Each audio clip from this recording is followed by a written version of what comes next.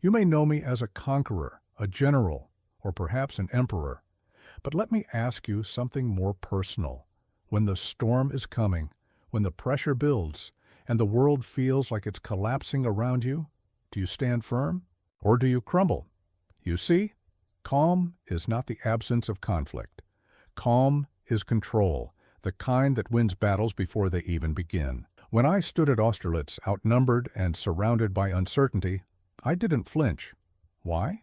Because preparation breeds confidence, and confidence, mon ami, is how you survive chaos. Today, I'm going to show you exactly how I stayed calm under pressure and how you can do the same. Whether you're leading armies or just navigating life's daily battles, these strategies are timeless. And trust me, they work as well in boardrooms and kitchens as they did on the battlefield. So, grab your saber or your notebook and let's begin. And before we march forward, do what a wise strategist would. Subscribe to this channel. Because those who prepare for pressure before it arrives are the ones who rise above it. Power. True power has nothing to do with the strength of your armies or the size of your empire. It lies in something far more elusive, the ability to remain calm when others lose their heads. I have commanded armies across Europe, faced coalitions of enemies, and built an empire from the ashes of revolution. But my greatest victory? It was not won on any battlefield. It was won in the quiet chambers of my mind, where I learned to master the art of staying calm under the most extreme pressure.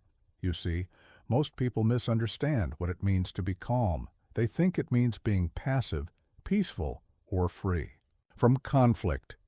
But they could not be more wrong. True calm is not the absence of chaos. It is the mastery of it. Think about the last time pressure crushed you. Perhaps it wasn't on a battlefield, but in a boardroom during a crucial presentation, or in the middle of a family crisis. Your heart raced, your mind scattered, and your hands trembled. In that moment, you weren't just facing external challenges, you were battling yourself. I will teach you what I learned through years of command, through victories and defeats, through the rise to power and the bitter taste of exile. These are not merely historical lessons. They are timeless principles that will serve you as well in your modern battles as they served me in mine. Consider this. When I stood at Austerlitz, outnumbered by the combined armies of Austria and Russia, my generals were gripped by fear. The enemy had superior numbers, better positions, and the advantage of choice, but I smiled. Do you know why? Because I had already won the battle in my mind before the first shot was fired. This is the first principle you must understand. Calm is not something that happens to you, it is something you create. It is a weapon you forge in times of peace, to wield in times of war. It is a fortress you build brick by brick, day by day, so that when the storms come, you stand unshaken. You might think, but Napoleon, you were born for greatness. You were destined to be an emperor. Let me stop you there. I was born on a small island, to a family of modest means. Everything I achieved through the power of a disciplined mind and an unshakable will, and that same power lies within you. In the coming chapters, I will share with you my code of composure, the exact principles and strategies I used to maintain absolute control under the most extreme circumstances. You will learn how to build mental fortitude that rivals the strongest, fortresses, how to think with clarity when others panic, and how to turn pressure from your enemy into your ally. But remember this, the journey to unshakable calm begins with a choice. Right now, in this moment, you must decide if you want to remain at the mercy of your circumstances, or if you're ready to rise above them and become the emperor of your own mind. The strategies I'm about to share with you have been tested in the crucible of history. They have won battles, built empires, and changed the fate of nations. And now, they will change your life. Are you ready to begin? Then straighten your back, steady your breath, and prepare your mind. The first lesson in staying calm under pressure starts now. Long before I commanded armies, before the crown of France rested upon my head, I was a young boy at the military school of Brienne, Many see only the emperor I became, but few understand the forge that shaped me. Let me take you back to those crucial years, for they hold the first key to mastering pressure. Picture a 9-year-old boy, far from home, surrounded by wealthy, noble sons who mocked his Corsican accent and humble origins. Every day was a test of will, every interaction a potential battlefield. But it was here, in these early struggles, that I learned the most vital lesson about staying calm. Your circumstances do not define your composure, your response to them does. While other boys sought comfort in groups or lashed out in anger, I chose a different path. I retreated to the library, transforming my isolation into an advantage. There, surrounded by books of strategy and history, I began building the mental fortress that would later withstand the pressures of empire. You might think this was mere escapism. You would be wrong. It was strategic isolation, a deliberate choice to strengthen my mind when I couldn't yet command armies. In those quiet hours, I learned that true power begins with mental discipline. While others played, I studied. While they slept, I planned. Every moment of solitude was an investment in future strength. Consider your own early experiences with pressure. Perhaps you too felt like an outsider, faced mockery, or struggled against circumstances beyond your control. These are not mere hardships. They are opportunities to forge your mental steel. Every slight, every challenge, every moment of adversity is a chance to practice the art of calm. At Brienne, I developed a ritual that serves me to this day. When faced with pressure, I would first step back, mentally removing myself from the immediate situation. I would imagine viewing it from above, like a general surveying a battlefield. This distance, this deliberate detachment, allowed me to see clearly when others were blinded by emotion. But mental discipline alone is not enough. You must also train your body to obey your will. At school, I would stand for hours in the same position, practicing absolute stillness. My classmates thought me strange, but I was learning a crucial truth. Physical control reinforces mental control. When your body remains steady, your mind follows suit. Let me share with you a technique I developed during those formative years. When pressure mounts, focus first on your posture. Stand as if you're about to be painted for a portrait that will hang in the Louvre. Feel the strength flow from your spine into your limbs. Let your face become a mask of calm authority. Your body will tell your mind what to feel. The most valuable lesson from my youth was this: pressure is not your enemy. It is your teacher. Every time you maintain composure in the face of challenge, you grow stronger. Every moment of calm in chaos builds your reservoir of strength for future battles. You might not be at military school, but your daily life presents countless opportunities to practice these principles. That difficult colleague, the mounting deadlines, the family tensions, these are your Brienne.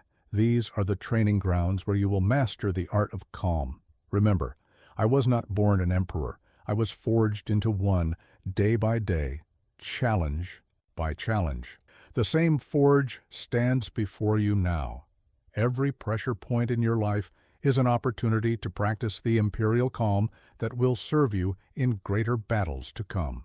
The next time you feel pressure building, remember the young boy at Brienne. Remember that greatness begins not with grand victories, but with small moments of chosen calm in the face of daily storms. This is where your journey to unshakable composure begins December the 2nd, 1805. The sun rises over the Pratzen Heights, burning through the morning mist. Before me stands the combined might of two empires, Russia and Austria, 73,000 men against my 60,000. The odds by any rational measure are against us, yet I feel nothing but absolute calm. Why? Because I understand something that my enemies do not. The greatest battles are won in the mind before they are won on the field. Let me share with you what I call the Austerlitz mindset, a state of perfect clarity when everything around you is chaos.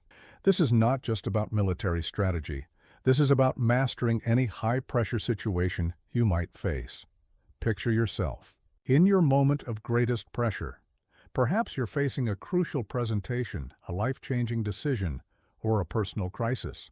Feel the weight of expectations crushing down. Now let me show you how to turn that pressure into power, just as I did at Austerlitz. First, understand this fundamental truth. Pressure creates fog in the minds of others. While they panic, you must see with crystal clarity. At Austerlitz, my enemies saw superior numbers and advantageous positions. What did I see? I saw their overconfidence, their lack of unity, their predictable patterns. Where they saw strength, I saw vulnerabilities. The first step in achieving this clarity is what I call the emperor's pause. When pressure mounts, everyone rushes to act. Don't. Instead, take a deliberate moment of absolute stillness. At Austerlitz, while my generals urged immediate action, I stood motionless, absorbing every detail of the battlefield. This pause is not weakness, it is power. During your emperor's pause, ask yourself these 3 questions. What do others fail to see? What advantages lie hidden in this challenge? What will my opponents expect me to do? The answers will cut through the fog like a saber through silk. Next, embrace what I call strategic detachment. At Austerlitz, I noticed my enemies were emotionally invested in their plan. Their pride and assumptions blinded them. I, however, remained emotionally detached. I saw the battlefield as it was, not as I wished it to be. This is crucial. Your emotions are tools, not masters. Use them, but never let them use you. Here's a technique I used that morning. I imagined floating above the battlefield, seeing everything from a God's eye view. Try this in your next crisis. Step back mentally, see the whole picture. Notice how your emotional attachment dissolves, replaced by tactical clarity. But clarity alone is not enough. You must also master what I call pressure alchemy, the art of transmuting pressure into focused power. At Austerlitz, every cannon shot, every enemy movement, every moment of tension became fuel for my concentration. The greater the pressure, the sharper my focus became. When the enemy descended from the Pratzen Heights, falling perfectly into my trap, I felt no excitement, no anxiety, only crystalline clarity. This is the state you must achieve. Whether you're in a boardroom or facing a personal crisis, let pressure sharpen your mind rather than shatter it. Here's a daily practice to develop this skill. Deliberately seek out small pressures and use them as training grounds. A tight deadline, a difficult conversation, a physical challenge. Approach each with the Austerlitz mindset. See through the fog. Find the hidden advantages. Stay detached, yet focused. Remember this. At Austerlitz, I was outnumbered, surrounded, and by conventional wisdom, doomed. Yet that day became my greatest victory. Why? Because while others saw chaos, I saw clarity. While they felt pressure, I felt power. While they reacted, I remained calm. The same opportunity stands before you now. Your personal Austerlitz awaits, that moment when pressure mounts and others expect you to break. But you won't break. You will stand calm, see clearly, and act decisively. Because now you understand, the fog of war exists only in the minds of those who let pressure blind them. Practice these principles daily. Let each challenge be your Pratzen Heights. Let each moment of pressure be an opportunity to demonstrate the imperial calm that turns battles into victories. Let me share with you one of my most closely guarded secrets. The calmest person in any crisis is the one who has lived it 1,000 times in their mind. When others saw me standing unshaken in the heat of battle, they called it natural talent. They were wrong. What they witnessed was the fruit of relentless preparation. Consider this. Before every major campaign, I would spend countless hours in my study, surrounded by maps, reports, and intelligence briefings. I would play out every possible scenario, every potential disaster, every conceivable challenge. By the time I faced the real battle, I had already fought it hundreds of times in my mind. This is not mere planning. It is mental inoculation against panic. Think of it like building an immunity. Each scenario you envision is like a small dose of pressure, strengthening your resistance to the real thing. This is why surgeons simulate operations, why pilots spend hours in flight simulators, why elite athletes visualize their performance in minute detail. Let me teach you the exact method I used, what I call the Emperor's contingencies. First, take your next major challenge, a crucial meeting, an important presentation, a difficult conversation. Now, divide a piece of paper into 3 columns. What will likely happen? What could go wrong? And my prepared response. In the first column, write the expected flow of events. Be detailed, be precise. In the second column, list every possible disruption, every potential crisis. Be ruthless in your honesty. In the third column, prepare your specific response to each scenario. This is not just planning. This is building your arsenal of calm. But remember this crucial distinction. You are not preparing because you fear failure. You are preparing because you refuse to leave victory to chance. There is power in this mindset. When others scramble in crisis, you will stand calm, armed with pre-planned solutions. Let me share a technique I used before every major battle, the morning rehearsal. Each dawn, I would spend 1 hour mentally walking through the day ahead. Every meeting, every decision point, every potential challenge, I would see it all in my mind's eye. This is not anxiety about the future. This is mastery over it. You can adopt this practice immediately. Tomorrow morning, before you begin your day, take 10 minutes. See yourself moving through each critical moment with perfect composure. Feel the calm in your body. Hear the strength in your voice. This is not daydreaming. This is mental combat training. But preparation must be balanced with flexibility. At Marengo, my careful plans were shattered in the first hours of battle. Yet I remained calm. Why? Because I had prepared not just for success, but for disaster. True calm comes from knowing that you can handle not just the expected, but the unexpected.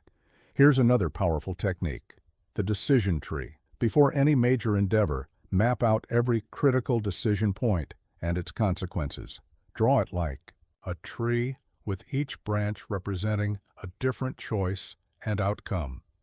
This visual representation becomes your strategic compass when pressure mounts. Think of your mind like a vast arsenal. Each scenario you envision, each solution you prepare, each strategy you develop, these are your weapons against panic. The more extensive your arsenal, the calmer you remain under fire. This is why I spent more time in preparation than in actual battle. You might think, but Napoleon, I can't prepare for everything. Of course not. But you can prepare your mind to remain calm regardless of what comes. This is the deeper purpose of planning, not to predict every outcome, but to develop the confidence that you can handle any outcome. In your daily life, start building your own strategic reserve. Before each week begins, identify your potential pressure points. Prepare specific responses. Visualize yourself handling each challenge with imperial calm. Make this a ritual as regular as eating or sleeping. Remember, when others see a crisis, you will see a scenario you've already mastered. When they feel panic, you will feel prepared. When they react, you will respond. This is the power of anticipation, not as an anxious exercise, but as a weapon that cuts through chaos. The next time pressure mounts, you will stand calm, not because you're naturally gifted, but because you're thoroughly prepared. This is how you turn planning from a mundane task into a source of unshakable composure. Just as I commanded vast armies across Europe, you must learn to command the legions of thoughts that march through your mind. Your thoughts are your soldiers. Either they fight for you or they fight against you. There is no neutral ground in the battle for calm. Let me tell you something few understand. The greatest conquest is not of territory, but of the battlefield between your ears. When I stood before the pyramids of Egypt, leading an army in a foreign land, my external command was only possible because I had first established absolute authority over my internal empire. You must build your mental army with the same precision. I used to build the Grande Armée Each positive thought is a loyal soldier, each disciplined response a skilled officer, each moment of calm a battle-tested veteran. But first, you must understand the terrain of your mind. Think of your thoughts as three distinct battalions. The first battalion is your advance guard. These are your immediate reactions to pressure. Most people let this undisciplined vanguard run wild, reacting with fear, anger, or panic. You must train them to respond with calm alertness instead. The second battalion is your main force. These are your sustained thought patterns throughout the day. This is where the real battle for composure is won or lost. Just as I positioned my best troops at strategic points, you must position your strongest thoughts at the moments when pressure is most likely to strike. The third battalion is your Imperial Guard, your core beliefs about yourself and your capabilities. These elite units must be absolutely incorruptible. When all else wavers, these are the troops that hold the line. Build them through daily affirmations of strength, regular victories over small pressures, and consistent self-command. Now let me teach you the specific drills I use to train my mental army. First is what I call the Commander's Review. Each morning stand before your mirror. Take the posture of absolute authority. Now issue clear, firm commands to yourself. Today, you will remain calm under pressure. Today, you will command, not react. Today, you will turn chaos into order. Next, practice strategic visualization. Close your eyes. Picture yourself entering a high-pressure situation. Feel the tension in the room. Now see yourself moving through that space with perfect composure. Your steps are measured. Your voice is steady. Your presence emanates calm authority. Do this for 5 minutes each day. But mental troops, like real soldiers, must be tested in controlled battles before they face war. Create daily challenges for yourself. Take cold showers to practice staying calm in physical discomfort. Engage in difficult conversations while maintaining perfect composure. Each small victory strengthens your mental army. Here's another powerful technique: the Emperor's silence. When pressure mounts, most people let their thoughts run into chaos. Instead, imagine yourself standing on a hilltop watching your thoughts. March past like troops on parade. Observe them without engaging. This mental distance is crucial for maintaining calm. You must also establish clear lines of communication within your mental empire. When pressure strikes, your thoughts should move with the same coordination as a well-drilled army. Create simple, powerful commands for yourself. Hold position when you need to stay steady. Advance when you need to take action. Regroup when you need to step back and reassess. Remember this: just as I never sent troops into battle without proper equipment, you must never face pressure without the right mental tools.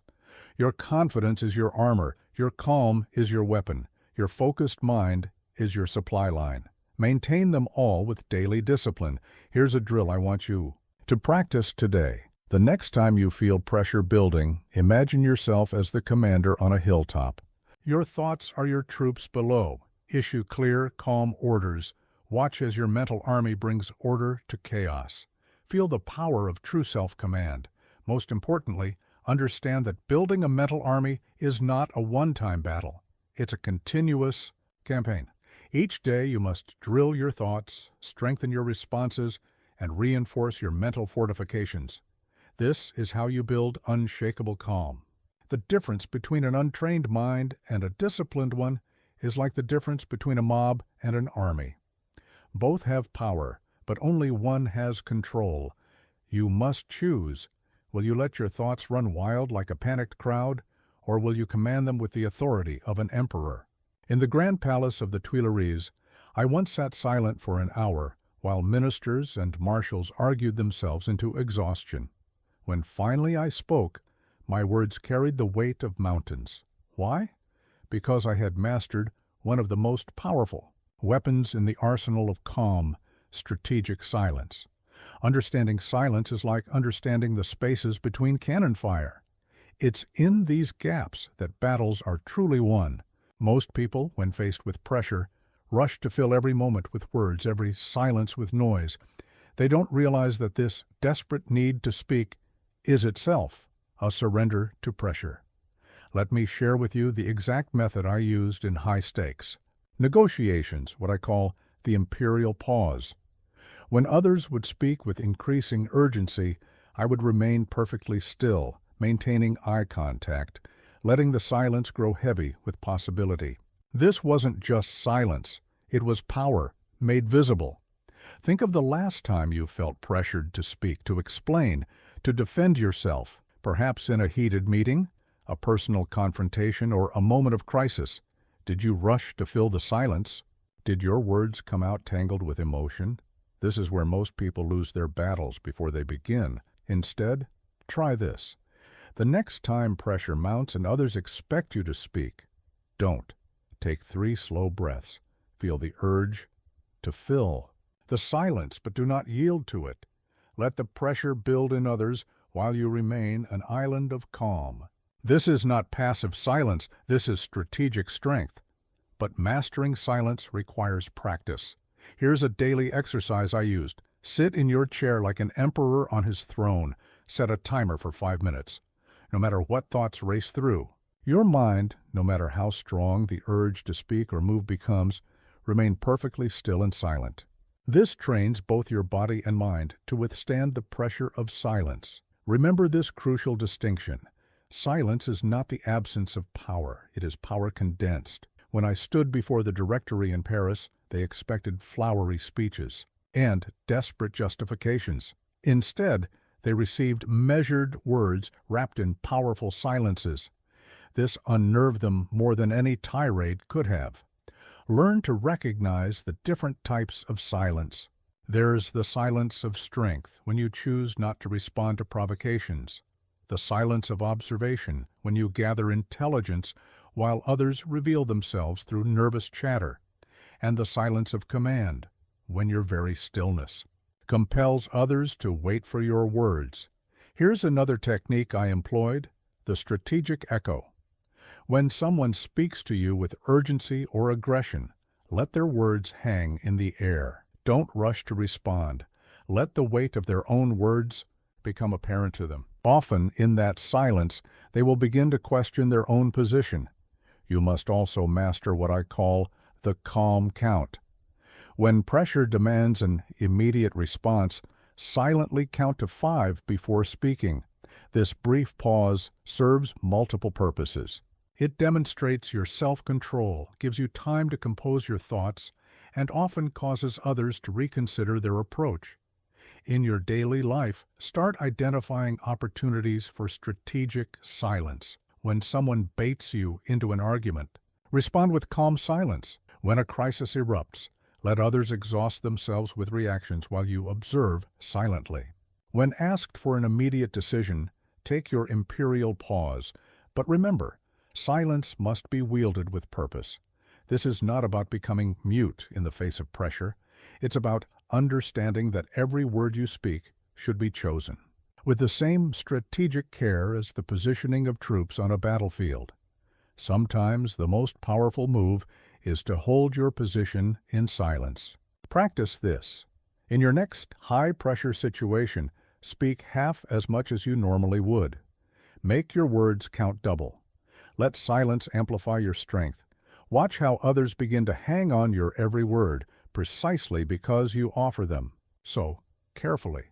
The mastery of silence will serve you in every arena of life. In negotiations, it gives you the upper hand. In conflicts, it keeps you centered, while others lose their composure. In leadership, it adds weight to your words. In personal relationships, it builds an aura of strength and wisdom. Remember, anyone can fill silence with noise, but only those who have mastered true calm can use silence as a weapon. Let others exhaust themselves with endless words. You will speak with the quiet authority of one who knows that real power often lies not in what is said, but in what is left unsaid. On the morning of Waterloo, 1,000 details demanded my attention. The weather, troop movements, supply lines, diplomatic messages, each screamed for immediate response. Yet I focused only on what would decide the battle.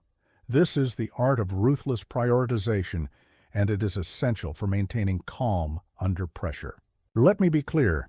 The ability to stay calm in chaos is directly proportional to your ability to identify what truly matters.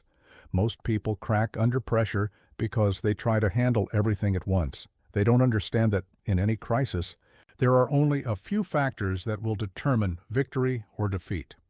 I call this the emperor's focus, the ability to cut through the noise and grasp the essential. When I planned the invasion of Italy, my generals presented me with hundreds of concerns. I reduced them to three critical factors: speed, surprise, and the control of key mountain passes. Everything else was secondary. You must learn to do the same in your daily battles. When pressure mounts and chaos swirls, ask yourself this one crucial question: what is the decisive point? In military terms, this is the position that, once taken, makes all other positions untenable. In life, it is the core issue that, once resolved, makes all other problems manageable. Here's how to develop this skill. Take out a piece of paper. Write down everything that's creating pressure in your current situation. Now, draw a circle around the one factor that, if handled perfectly, would make the greatest difference. This is your point of maximum impact. Focus on it with the intensity of 1,000 suns. But remember, choosing what to focus on is only half the battle. You must also choose what to ignore. At Austerlitz, I deliberately ignored several minor enemy movements. This wasn't oversight. It was strategy. By maintaining focus on the critical center, I achieved a victory that changed history. Let me teach you the technique I used for instant prioritization in the heat of battle. I call it the 3 circles of control. Draw 3 concentric circles on paper. In the innermost circle, write what you can directly control. In the middle circle, what you can influence. In the outer circle, what you can only observe. When pressure hits, focus exclusively on the inner circle. This is your command center, your zone of pure power. Everything else, everything in those outer circles, is merely intelligence to be noted, not problems to be solved. This simple practice will keep you calm when others panic about things they cannot control. Here's another powerful tool: the Emperor's Time Block. Each morning, identify the 3 tasks that will have the greatest impact on your success. Block out uninterrupted time for each, as if you were planning military campaigns. Treat these time blocks as sacred as I treated my war councils: no interruptions, no distractions. You must also master what I call strategic elimination.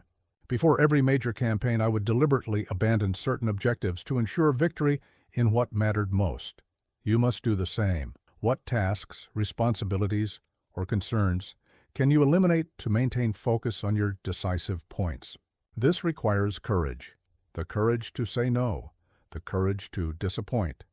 The courage to let smaller fires burn while you focus on the inferno. But remember this: no general ever won a war by trying to fight on every front simultaneously. Neither will you win your battles by trying to handle every pressure point at once. Practice this daily. When faced with any crisis, any pressure, immediately identify your point of maximum impact. Then allocate your resources, your time, energy, and focus accordingly. Be as ruthless in this prioritization as I was in deploying my Imperial Guard. They were never wasted on minor skirmishes. Here's a practical exercise. For the next week, start each day by asking, what is my Austerlitz today? What is the one battle, if won, that would make all other victories possible? Focus on that with the full force of your attention. Let lesser concerns wait, just as I let lesser armies wait while I dealt with the main threat. Remember, calm is not about handling everything. It's about handling the right things right. When others are scattered by pressure, running from crisis to crisis, you will remain focused on what truly matters. This is how you turn overwhelming odds into manageable challenges. The next time you feel overwhelmed, stop, breathe, draw your circles of control, identify your decisive point. Then advance on it with the full force of your concentrated power. This is how emperors maintain their calm while others lose their heads in the chaos of battle. Time is not a river that flows past you. It is a weapon you must learn to wield. Throughout my campaigns, from Egypt to Russia, I maintained one unchanging truth. The general who controls time controls the battlefield.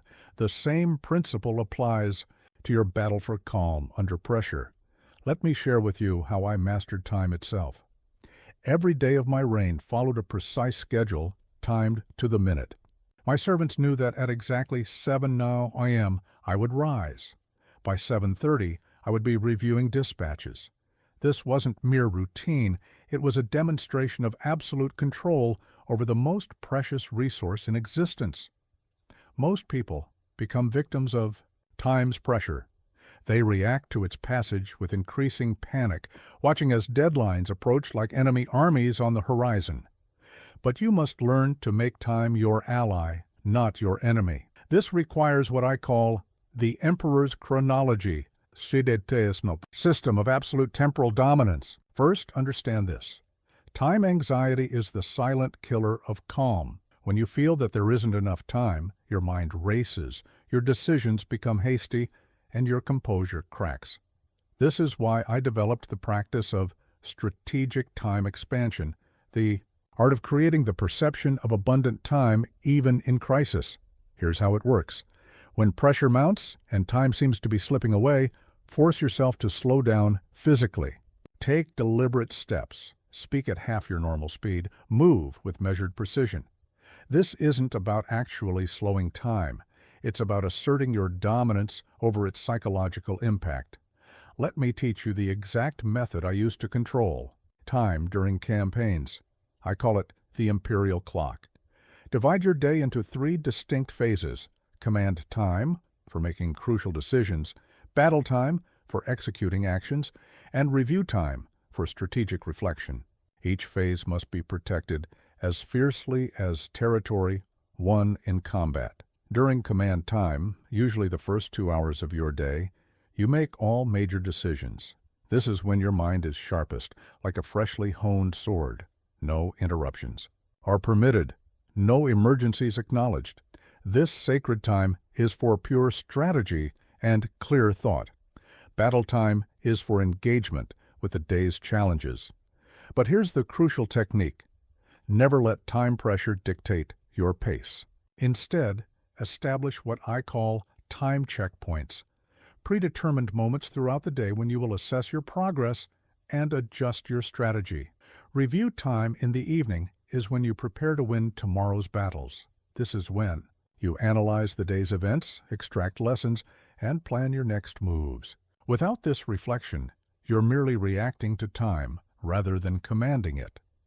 But perhaps the most powerful technique I developed was what I call the temporal fortress. This is the art of creating islands of absolute calm within the storm of daily pressure. Choose 3 30-minute periods in your day. During these times, you are as untouchable as an emperor in his inner sanctum. No interruptions, no compromises. Here's a practical exercise to begin mastering time. Tomorrow morning, wake up 30 minutes earlier than usual. Use this time not for work, but for mental preparation. Sit like an emperor on his throne, planning your conquest of the hours ahead. This small change will shift your relationship with time from reactive to commanding. You must also learn to use time pressure as a weapon against itself. When others rush in panic as deadlines approach, you will maintain imperial calm. Why? Because you understand that time pressure is merely another form of combat, and you have trained for it like a soldier trains for battle. Remember this: every moment of pressure is an opportunity to demonstrate your mastery over time. When others check their watches with anxiety, you will consult yours with the calm assurance of one who commands hours rather than serves them. Practice what I call the general's pause, taking 5 seconds of complete stillness before responding to any urgent situation. This brief moment asserts your dominance over time's apparent demands. It shows others and yourself that you choose your moments of action rather than letting time choose them for you. In your daily life, start treating time like I treated my armies, as a force to be commanded, not feared. Set precise schedules, establish clear boundaries, and maintain unshakable routines. Let others marvel at your temporal discipline while they flounder in the chaos of poor time management. Remember, time is not your master unless you allow it to be. You are the emperor of your hours, the general of your minutes, the sovereign of your seconds. Command them with authority and watch as time pressure transforms from your enemy into your most loyal soldier. Let me tell you something that no history book will reveal. My greatest victories were not won on the battlefield, but in the quiet. Hours of my daily routine. The discipline that allowed me to remain calm while commanding armies was forged in the forge of daily habits, each one practiced with the precision of a military drill. You see, calm is not a talent, it is a practice. Just as a soldier must clean his musket daily, you must maintain the weapons of your composure through unwavering routine. This is what I call the emperor's discipline, a system of habit so powerful that it can transform any person into an unshakable force. First, understand this fundamental truth. Your daily habits are either building your fortress of calm or undermining it. There is no neutral ground. Every morning when I rose at dawn, every meal I ate at precisely the same time, every evening review of battle plans, these weren't just routines. They were the foundation of my empire of calm. Let me share with you my personal code of habits, what I call the imperial rituals. These are not mere suggestions. These are commands that you must follow with military precision if you wish to develop unshakable calm. The morning protocol. Rise at the same time every day, without exception. Your first hour belongs to you. Alone. No messages, no interruptions. Begin with 5 minutes of absolute stillness, followed by a brief walk, even if only around your quarters. This is not about exercise. It's about establishing command over your day before chaos can intrude. The uniform ritual. Dress with purpose, not just for appearance. Each item of clothing should be chosen and maintained with military precision. This isn't vanity. It's about creating an armor of composure that you wear into daily battle. When you dress like an emperor, you begin to think like one. The command position. Throughout the day, maintain perfect posture. Shoulders back, chin slightly raised, movements deliberate and measured. Your physical bearing directly influences your mental state. I never slouched, even in private. Neither should you if you wish to maintain imperial calm. The nutrition protocol. Eat at fixed times, never rushing. I took my meals with the same discipline I applied to military campaigns. This isn't about diet. It's about maintaining physical equilibrium that supports mental composure. A hungry general makes hasty decisions. The strategic pause. 3 times daily, take what I call the emperor's moment, 60 seconds of complete stillness wherever you are. This isn't meditation. It's a military-grade reset of your nervous system. Even in the heat of battle, I would take these moments to reinforce my calm. The evening review. Before sleep, conduct a thorough review of your day's victories and defeats. This isn't reflection. It's a strategic analysis of your performance under pressure. Identify where your calm held firm and where it needed reinforcement. But remember this, these habits must be executed with absolute precision. Half measures are worse than no measures at all. When I commanded armies, a partially executed order could lead to defeat. The same applies to these protocols of personal discipline. Here's a technique I use to establish new habits. The Marshall's method. Choose one habit. Practice it for 2 weeks with the same attention you would give to learning a military maneuver. Perfect it before adding another. This is not about speed, it's about mastery. You must also understand the concept of habit chains. Just as I would position troops to support each other, your habits must form a mutually reinforcing network. Each habit should naturally lead to the next. creating an unbreakable chain of discipline throughout your day. Start with this. Tonight, prepare your uniform for tomorrow with military precision. Place everything exactly where it needs to be. Tomorrow morning, execute your morning protocol as if you were preparing to command an army. Feel the calm that comes from perfect preparation and execution. Remember, discipline is not punishment. It is power. Every habit you maintain with military precision becomes a weapon in your arsenal of calm. While others are scattered by the winds of chaos, you will stand firm, supported by the iron framework of your daily discipline. The next time pressure threatens your composure, let your habits be your armor. Let your routine be your fortress. Let your discipline be your strength. This is how emperors maintain their calm while others crumble, through the unwavering execution of daily protocols that turn chaos into order. Most importantly, understand this: the habits of an emperor are not a luxury, they are a necessity. In times of peace, they prepare you for war. In times of pressure, they maintain your calm. In times of chaos, they keep you centered. This is the power of imperial discipline. Before every major battle, in those crucial moments when the fate of empires hung in the balance, I would stand perfectly still and take 3 deep breaths. This wasn't mere ritual. It was tactical breathing, a weapon as powerful as any cannon in my arsenal. Today, I will teach you how to harness this same power. Understand this: your breath is the bridge between mind and body, between chaos and control. When I stood before the armies of Europe, my calm wasn't just mental. It was physically engineered through precise control of my breathing and absolute command of my body's stillness.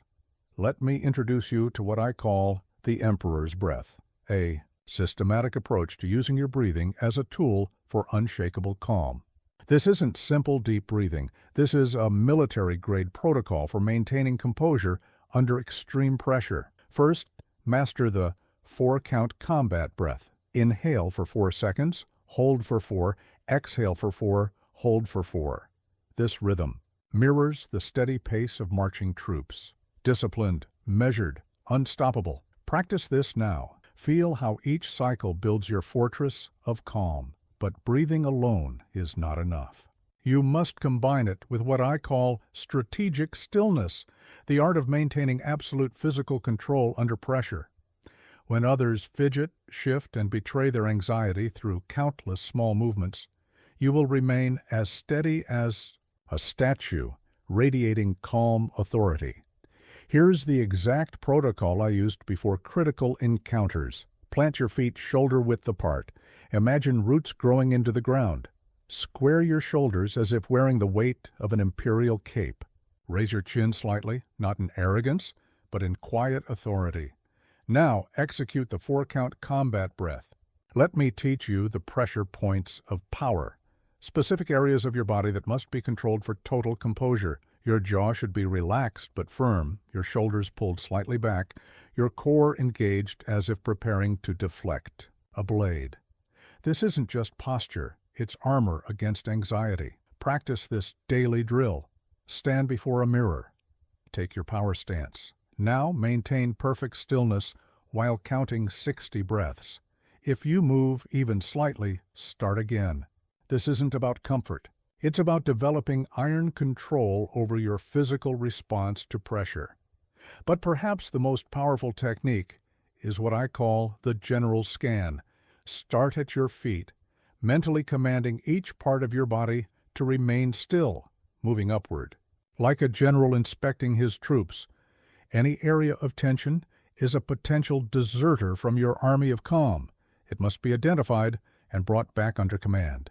You must also master the battle breath, a rapid deployment version of the 4-count combat breath for unexpected crises.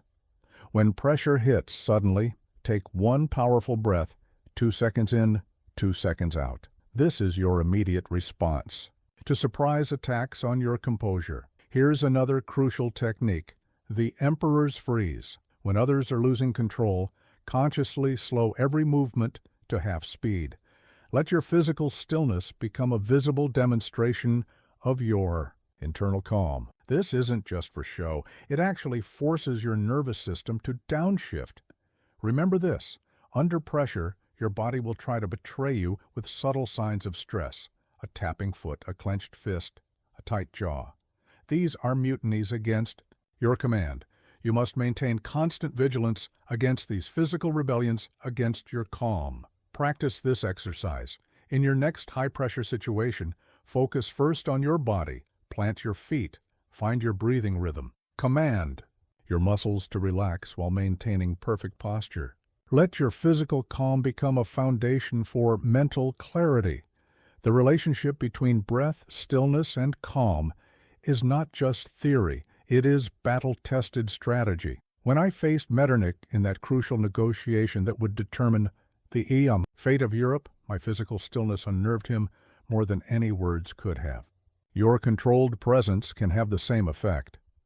Here's your daily training protocol. 3 times each day, practice 1 minute of perfect stillness combined with the 4-count combat breath. Do this in progressively more challenging environments. First, in private, then in public, finally in situations of real pressure. Most importantly, understand this: physical calm is not just an expression of mental calm, it is a pathway to it. When you control your body, you create a fortress from which your mind can operate with perfect clarity. This is how you remain steady while others tremble. The next time pressure mounts, remember, your breath is your banner, your stillness is your strength. Master these and you master calm itself. This is how emperors maintain their composure while others crack under the weight of their own anxiety. When I crowned myself Emperor of France, many called it the height of arrogance. They were wrong. It was a calculated demonstration of unshakable confidence, a quality fundamentally different from mere arrogance.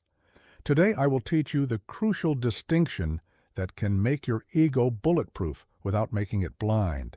Understand this: true confidence is not about believing you are better than others. It is about knowing with absolute certainty that you can handle whatever challenges arise. When I faced the combined armies of Europe, my confidence wasn't based on delusions of invincibility. It was founded on proven capability and ruthless self-knowledge. Let me introduce you to what I call the Emperor's ego, a carefully calibrated system of self-belief that stands firm under pressure without becoming brittle with pride. This is not about inflating your sense of self. It's about forging it into an unbreakable shield. First, you must understand the 3 levels of confidence.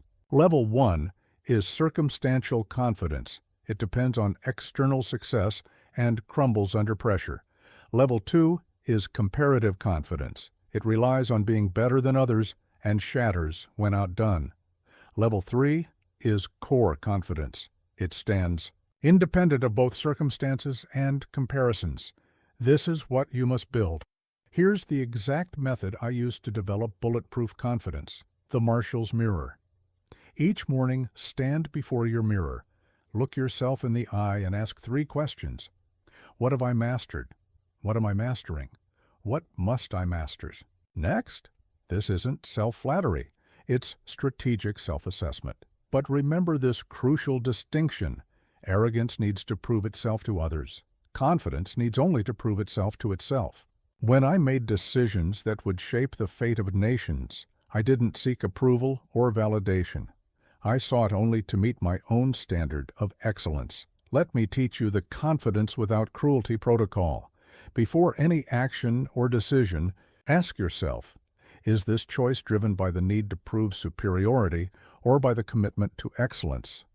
The former is arrogance, a weakness that will crack under pressure. The latter is confidence, a strength that will hold firm.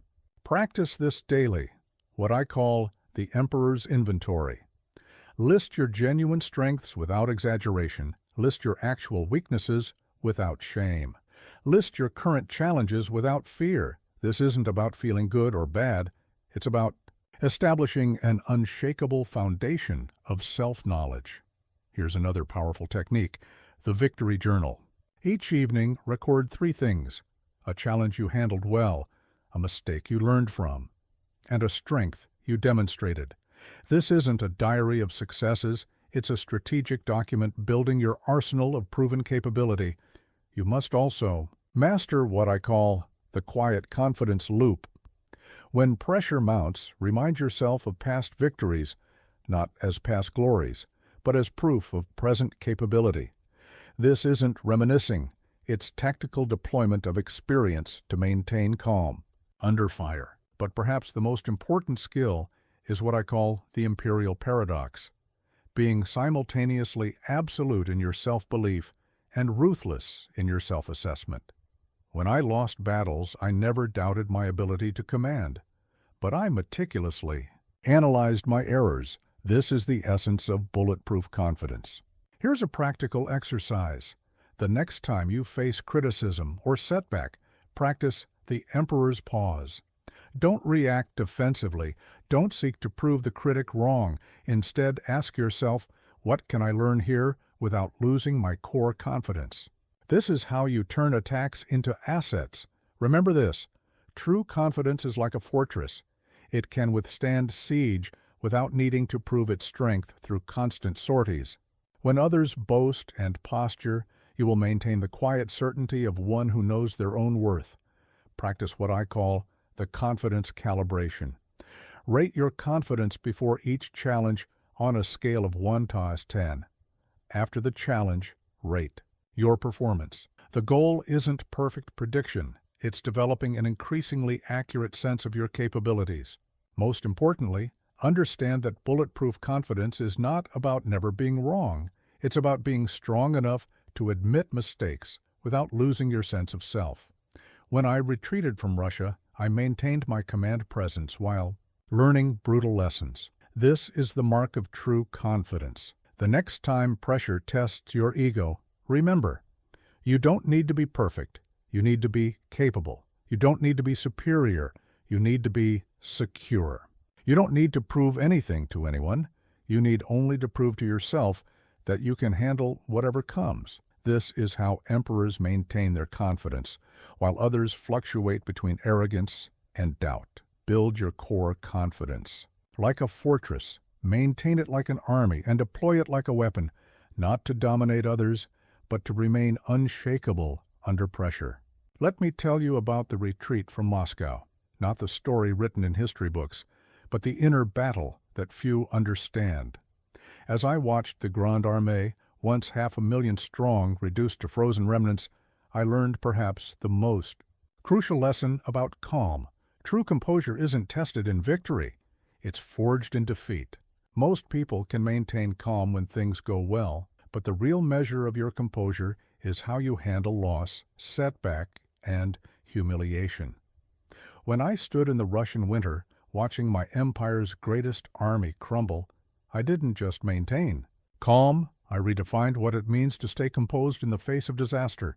Let me teach you what I call the Emperor's Defeat Protocol, a systematic approach to maintaining absolute composure when everything falls apart. This isn't about avoiding pain or denying reality. It's about remaining imperial even when the crown seems to slip. First, understand the 3 phases of strategic loss. Phase 1 is the initial shock, when reality shatters expectations. Phase 2 is the emotional storm, when doubt and despair threaten to overwhelm. Phase 3 is the imperial response, when true composure emerges from the ashes of defeat. Here's the exact method I used at Leipzig, what I call the controlled. Retreat with Austerlitz, when defeat becomes inevitable, don't waste energy on denial. Instead, channel all your focus into 3 questions. What can be saved? What must be learned? What will be my next advance? This isn't surrender, it's strategic repositioning.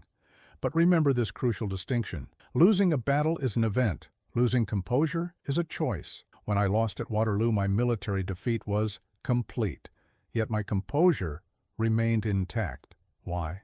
Because I understood that circumstances may defeat your forces, but only you can surrender your calm. Practice what I call the defeat drill. Imagine your worst possible failure. Now mentally rehearse maintaining perfect composure through it. This isn't defeatism, it's preparation.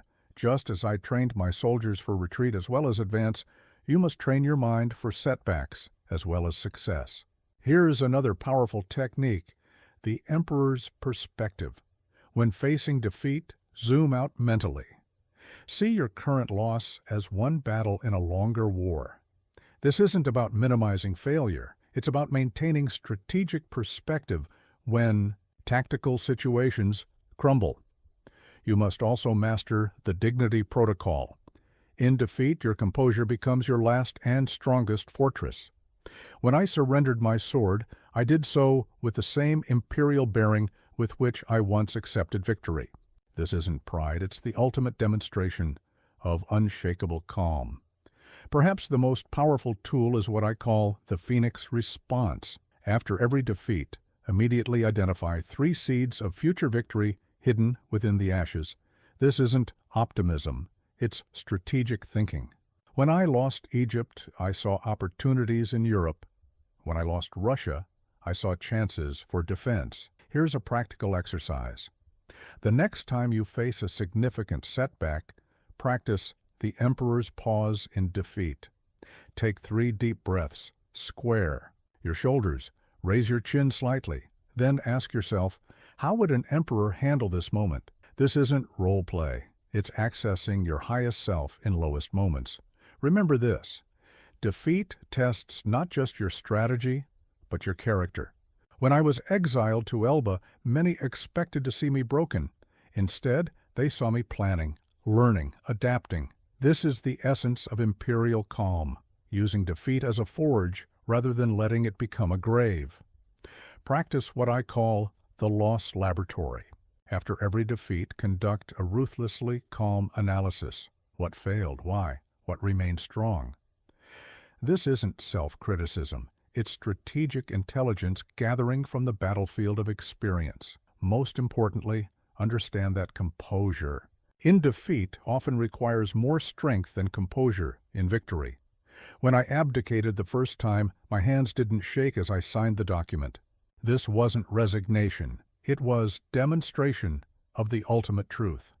They can take your crown, but only you can surrender your calm. The next time failure tests your composure, remember, defeat is not the opposite of victory. It is part of the journey toward it. Maintain your bearing. Keep your voice steady. Let your calm become legendary not because you never lost, but because you never lost yourself. This is how emperors maintain their composure even when empires fall. You may lose battles, positions, or advantages, but never surrender that core of imperial calm that makes you unshakable even in defeat. When my troops faced the Mameluke cavalry in Egypt, they didn't just follow my orders. They followed my calm. This is perhaps the most crucial lesson of leadership. Your composure isn't just personal, it's contagious. When you lead under fire, your calm becomes the backbone of your entire organization. Let me be clear. Leadership isn't about having all the answers. It's about maintaining such unshakable composure that others find their own strength in your stability. When I stood before the army at the foot of the pyramids, my calm presence spoke louder than any speech could have. I call this the commander's aura, a field of composure that extends beyond yourself to influence everyone in your sphere of command. This isn't about charisma or charm, it's about creating an atmosphere of controlled confidence that others can draw upon in crisis. First, understand the 3 levels of leadership calm. Level 1 is personal calm, keeping yourself composed. Level 2 is projected calm, deliberately emanating composure to others. Level 3 is perpetual calm, creating a self-sustaining culture of composure throughout your organization. Here's the exact method I used before every major battle, the General's Presence Protocol. Stand slightly ahead of your team. Maintain perfect posture. Speak in measured tones. Move with deliberate grace. This isn't theater. It's tactical deployment of calm as a leadership weapon. But remember this crucial distinction. You're not trying to appear calm. You're creating a center of gravity for others' composure. When I walked through field hospitals after battle, my steady presence wasn't an act. It was a lifeline for those who needed strength beyond their own. Practice what I call the calm cascade. Start each meeting or engagement by deliberately setting a tone of composed authority. Speak slightly slower than usual. Make measured gestures. Maintain steady eye contact. Watch how others unconsciously align with your state of calm. Here's another powerful technique, the crisis calibration. When emergency strikes, immediately dial your visible calm up by 20%. The greater the crisis, the more deliberate and composed your movements should become. This isn't suppression, it's strategic demonstration. You must also master the commander's countdown. Before entering any high-pressure situation with your team, take 3 breaths. 1 for your own calm, 1 for your projected calm, and 1 for the calm you will inspire in others. This isn't meditation, it's preparation for leadership under fire. Perhaps the most powerful tool is what I call the eye of the storm. In moments of chaos, become progressively more centered and still. While others rush, you slow down. While they raise their voices, you lower yours. This creates a pocket of calm that others will naturally gravitate toward. Here's a practical exercise.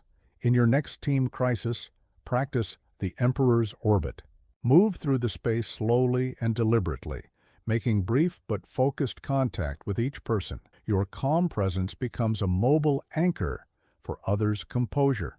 Remember this, your team will never be calmer than you are. When I led charges into battle, my officers would match their pace to mine, their tone to mine, their composure to mine. This is the essence of calm leadership, becoming the standard others unconsciously adopt. Practice what I call the pressure absorption. When your team brings you problems, receive them with such steady composure that the problems themselves seem to lose their power. This isn't dismissal, it's demonstration that challenges can be faced with absolute calm. Most importantly, understand that calm leadership isn't about being emotionless. It's about being in absolute control of the emotional atmosphere. When I celebrated victories with my troops or shared their hardships, my emotions were chosen. Instruments of leadership, not leaks in my composure. The next time you must lead under pressure, remember, your calm isn't just your shield, it's your banner. Others will rally to it, draw strength from it, and find their own composure through it. This is how you turn a group of individuals into an unshakable force. This is how emperors lead through crisis, not by avoiding pressure, but by becoming such a powerful center of calm that others naturally align with their composure. Your team may face battles, but under your composed leadership, they will never face them alone. Let me share a secret that no military history book will tell you. The greatest threat to calm isn't the big decisions, it's the endless barrage of small ones that exhaust your mental reserves. At the height of my empire, I developed a system to maintain crystal clarity while making hundreds of decisions daily. This is what I call the Emperor's filters. Understand this fundamental truth. Every decision you make draws from the same reservoir of mental energy that powers your calm. When that reservoir runs dry, your composure cracks. This is why I wore the same style of clothing every day, ate the same meals, and followed rigid routines. These weren't quirks. They were strategic eliminations of unnecessary decisions. First, let me teach you the imperial triage, a 3-tier system for sorting decisions. Tier 1 decisions affect the empire's fate and require your full attention. Tier 2 decisions influence operations and can be delegated with clear guidelines. Tier 3 decisions are routine and should be eliminated or automated entirely. Here's the exact method I used in my war room, the Marshall's Matrix. Before any decision reaches you, it must pass through 4 filters. Is it truly important? Is it time-sensitive? Does it require my unique authority? Can anyone else handle this competently? This isn't bureaucracy. It's battlefield efficiency for your mind. But remember this crucial distinction. The goal isn't to make fewer decisions. It's to preserve your mental energy for the decisions that truly matter. When I planned the invasion of Russia, my mind was fresh because I hadn't exhausted it on trivial choices. Every general should have brought me only decisions worthy of an emperor's attention. Practice what I call the decision elimination drill. List every decision you made today. Now, ruthlessly categorize them. Which truly required your attention? Which could have been delegated? Which could have been eliminated entirely? This isn't about avoiding responsibility. It's about focusing your mental resources like a general concentrates his forces. Here's another powerful technique: the emperor's defaults. Establish standard responses for recurring situations. When I received routine military reports, my responses were standardized unless something demanded special attention. This isn't laziness, it's strategic conservation of mental energy. You must also master the command chain of decision. Create clear protocols for which decisions can be made at which levels of authority. When I commanded armies, each officer knew exactly which decisions they could make without consulting higher command. This isn't about losing control, it's about maintaining calm through efficient delegation. Perhaps the most powerful tool is what I call the decision sanctuary. Establish specific times for making important decisions when your mind is freshest. For me, this was early morning. During these sacred hours, no routine matters were allowed to intrude. This isn't time management, it's energy management. Here's a practical exercise. For the next week, practice the imperial no when faced. With a decision, first ask, does this truly require my attention? If not, delegate or eliminate it immediately. Watch how your mental energy and your calm begins to compound. Remember this: decision fatigue is the silent killer of composure. When I lost at Waterloo, I had been making critical decisions for days with little rest. Never again would I allow my decision-making reserves to be depleted before a crucial battle. Practice what I call the energy audit. At the end of each day, rate your mental freshness on a scale of 1 to 10. If it's consistently low, you're handling too many minor decisions. This isn't self-reflection, it's strategic intelligence. Gathering about your mental resources. Most importantly, understand that every yes you give is a tax on your mental energy. When I built my empire, I was as strategic with my no's as I was with my yeses. This isn't about being difficult, it's about being discriminating with your most precious resource, your mental clarity. The next time pressure demands multiple decisions, remember, your calm is directly proportional to your mental energy. Guard it as fiercely as I guarded my imperial guard. Use your filters. Trust your chain of command. Preserve your power for the decisions that truly require an emperor's attention. This is how emperors maintain clarity while others drown in decisions. Build your filters. Establish your protocols. Delegate with precision. And watch as your calm grows stronger while others exhaust themselves on choices that never deserved their energy. When I ordered the charge at Austerlitz that would send thousands to their death, I felt everything and showed nothing. This isn't a tale of heartlessness, but a lesson in what I call tactical emotional detachment, the ability to temporarily shield your mind from emotional storms while maintaining your humanity intact. Understand this: true emotional detachment isn't about becoming cold or unfeeling. It's about creating a strategic distance between your emotions and your actions when pressure demands clear thinking. Think of it as deploying a temporary shield, not building a permanent wall. Let me share with you the Emperor's emotional protocol, a system for maintaining calm by controlling when and how you process emotional responses. This isn't suppression, it's strategic timing. Just as a general chooses when to engage the enemy, you must choose when to engage with intense emotions. First, master what I call the 3 distances. Distance 1 is physical, creating literal space between yourself and emotional triggers. Distance 2 is temporal, delaying emotional processing until a strategic moment.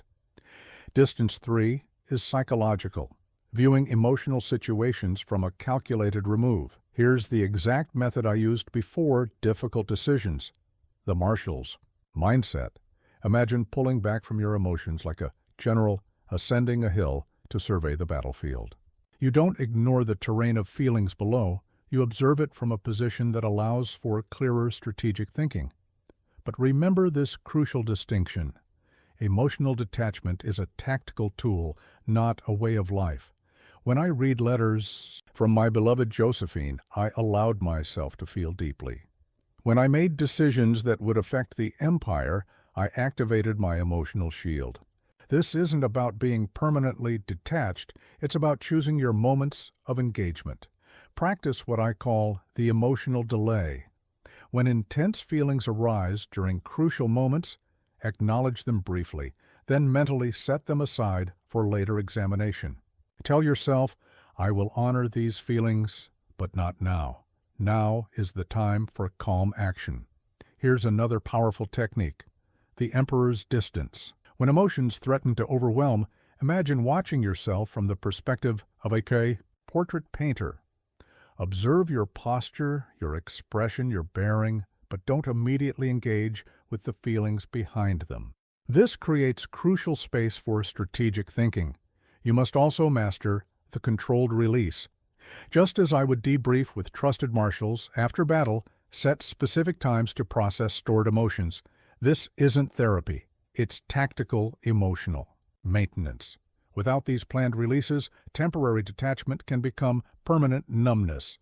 Perhaps the most powerful tool is what I call the imperial perspective. When emotions run high, zoom out mentally until the current situation becomes a single page in the book of your life. This isn't minimizing feelings. It's maintaining strategic perspective when emotions would narrow your vision. Here's a practical exercise. The next time you face an emotionally charged situation, practice the 3 breaths. First breath, acknowledge the emotion. Second breath, activate your tactical shield. Third breath, focus on strategic action. This isn't suppression, it's sequencing. Remember this, emotional detachment is like a soldier's armor, vital for battle, but not meant to be worn constantly. When I received news of victories or defeats, I would often delay my emotional response until I had made all necessary strategic decisions. This isn't denial, it's disciplined timing. Practice what I call the emotion log. Keep a small notebook where you record feelings you've delayed processing. Review it during designated times, like a general reviewing battle reports. This isn't about avoiding emotions. It's about engaging with them on your own terms. Most importantly, understand that tactical emotional detachment requires tremendous strength, not to suppress feelings, but to channel them strategically. When I said goodbye to my old guard at Fontainebleau, I maintained my composure not because I felt nothing, but because they needed my strength more than my tears. The next time pressure demands emotional clarity, remember, your feelings are valid, but their timing is negotiable. Deploy your tactical shield. Maintain your strategic distance. Process emotions when you choose, not when they demand. This is how you remain human while acting with imperial calm.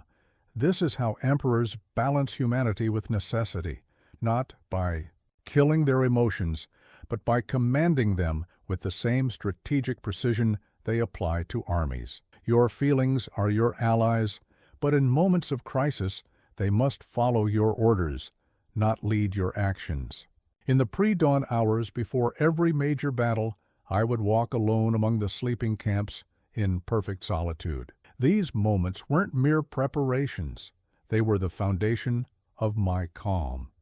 Today, I will teach you why strategic isolation is not just a luxury for emperors, but a necessity for anyone seeking unshakable composure. Understand this fundamental truth. The deepest calm is forged in solitude. When I planned the campaigns that would reshape Europe, my clearest thinking didn't come in war councils or strategy meetings. It came in those quiet moments when I stood alone, free from the noise of others' opinions and fears. Let me introduce you to what I call the Emperor's Solitude, a systematic approach to using strategic isolation as a weapon for maintaining calm under pressure. This isn't about hiding from responsibilities. It's about creating space where your composure can be strengthened without interference. First, master the 3 levels of strategic isolation. Level 1 is physical solitude, creating literal space between yourself and others. Level 2 is mental solitude, achieving inner quiet even in crowded spaces. Level 3 is strategic solitude, using isolation as a tool for maintaining calm and clarity. Here's the exact method I used: the Commander's Retreat. Each day, schedule at least 3 periods of complete solitude: dawn for strategy, midday for reflection, and evening for review. These aren't breaks, they're tactical withdrawals to strengthen your center of calm. But remember this crucial distinction: isolation isn't escape, it's preparation. When I withdrew to my tent before battle, it wasn't to avoid reality, but to face it with greater clarity. This is why I call solitude a superpower. It multiplies the effectiveness of every other tool in your arsenal of calm. Practice what I call the solitude protocol. Find a space where you can be completely alone. Stand in perfect stillness. Let your thoughts settle like dust after a cavalry charge. This isn't meditation. It's strategic reinforcement of your command presence. Here's another powerful technique: the Emperor's Quarter Hour. Before any major decision or challenging encounter, take 15 minutes of complete isolation. This isn't delay. It's deployment of your most powerful resource: uninterrupted clarity. You must also master the fortress of solitude. Create a physical space that's solely yours, where no one can intrude without your explicit permission. This isn't luxury, it's necessity.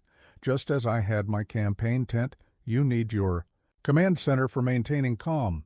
Perhaps the most powerful tool is what I call the silent review. Each evening, spend time alone reflecting on the day's challenges and victories. Don't just think, write. Your private journals become like war maps, charting the territory of your growing mastery over pressure. Here's a practical exercise. Tomorrow morning, wake 1 hour earlier than necessary. Use this time not for work, but for perfect solitude. Stand at your window like a general surveying his domain. Feel how your calm deepens when no one requires anything from you. Remember this: the quality of your public calm is directly proportional to the quantity of your private solitude. When others saw me standing unshaken in chaos, they were witnessing the power of preparation done in isolation. Practice what I call the tactical withdrawal. When pressure mounts during the day, find ways to create micro moments of solitude. A closed office door, a short walk, even a few minutes in an empty room. These aren't escapes. They're strategic reinforcements of your calm. Most importantly, understand that solitude is not a sign of weakness. It's a demonstration of strategic wisdom. When my generals sought me out with urgent matters, they would often find me alone, walking in the gardens of Tuileries. This wasn't indulgence. It was maintenance of the calm that made leadership possible. The next time pressure threatens your composure, remember, the strongest position is often one of strategic isolation. Step back, create space. Let solitude rebuild your fortress of calm. This is how you return to chaos stronger, clearer, more composed. This is how emperors maintain their center, while others lose themselves in constant connection. Your solitude is not selfish, it's strategic. Your isolation is not weakness, it's wisdom. Your quiet moments are not luxury. They're the foundation of unshakable calm. Let me tell you about the darkest moment of my life. Not the military defeat at Waterloo, but the long night that followed on the Bellerophon, when I knew my empire was truly lost. This is when I learned the most profound lesson about calm. It's not about maintaining composure when you're winning. It's about keeping it when you've lost everything. Understand this. True calm isn't tested in moments of triumph. It's forged in the crucible of absolute defeat. When I surrendered to Captain Maitland of the British Navy, I didn't just lose an empire, I lost my identity as emperor. Yet in that moment, I demonstrated perhaps the greatest calm of my career. Let me share with you the Emperor's Final Protocol, system for maintaining absolute composure when your world crumbles. This isn't about denying reality or suppressing pain. It's about remaining imperial even when the crown has fallen. First, master the 3 phases of catastrophic calm. Phase 1 is immediate stability, maintaining physical composure when the IC2 shock hits. Phase 2 is mental fortification, protecting your core identity when external identities are stripped away. Phase 3 is strategic rebirth, finding new purpose in the ashes of loss. Here's the exact method I used on that fateful ship, the fallen emperor's stance. Square your shoulders as if still wearing imperial robes. Keep your chin level as if the crown still rests upon your head. Let your eyes maintain the same commanding gaze. This isn't denial, it's preservation of your essential self. But remember this crucial distinction. Keeping calm in catastrophe isn't about pretending nothing has changed. It's about maintaining your core composure while acknowledging transformation. When I signed my second abdication, my hand didn't shake. Not because I felt no pain, but because I remained myself even in surrender. Practice what I call the ultimate shield. When everything external is lost, focus on what cannot be taken, your dignity, your accumulated wisdom, your inner strength. These become your new empire, one that no defeat can conquer. Here's another powerful technique, the Phoenix perspective. In moments of total loss, focus not on what's ending, but on what this ending makes possible. When I arrived on St. Helena, I began writing my memoirs, not in despair, but in strategic reinvention. You must also master the imperial core. Identify the aspects of yourself that aren't dependent on position, power, or circumstance. This becomes your foundation when everything else crumbles. When they took away my title, they couldn't take away my strategic mind or my understanding of human nature. Perhaps the most powerful tool is what I call the dignity protocol. In moments of greatest humiliation, double down on your composure. When I was treated as a mere general after being emperor, I maintained the same calm authority. This isn't pride, it's preservation of essential character. Here's a practical exercise. Imagine losing everything that currently defines your success. Your position, your achievements, your resources, all gone. Now identify what remains. That unchangeable core is your true source of calm. Remember this. The ultimate test of composure isn't how you handle victory. It's how you handle complete defeat. When I was exiled to Elba, many expected to see me broken. Instead, they saw me planning, learning, adapting. This isn't resilience, it's transcendence. Practice what I call the final stand. When all seems lost, focus on the one thing you can still control. Your bearing. Let your composure become your last and greatest demonstration of power. This isn't performance. It's proof that your calm runs deeper than circumstances. Most importantly, understand that losing everything can reveal your truest strength. When I could no longer command armies, I commanded myself with even greater precision. When I could no longer shape empires, I shaped my legacy through my example of unshakable calm. The next time you face devastating loss, remember, they can take your crown, but they cannot take your composure. They can exile your body, but they cannot exile your dignity. They can end your reign, but they cannot end your reign over yourself. This is how emperors maintain their calm, even when empires fall. Your circumstances may change, your position may be lost, your power may vanish, but your essential composure, if truly imperial, remains unshakable even in the face of total defeat. As I sit here on St. Helena, watching the sun set over an ocean that has become both my prison and my final battlefield, I understand something profound. The greatest empire I ever built wasn't France. It was the empire of calm I constructed within myself. This is the legacy I leave to you. You have journeyed with me through the art of maintaining composure under history's greatest pressures. You've learned the techniques that help me command armies, build empires, and remain unshaken, even in defeat. Now it's time to transform these lessons into your personal code of imperial calm.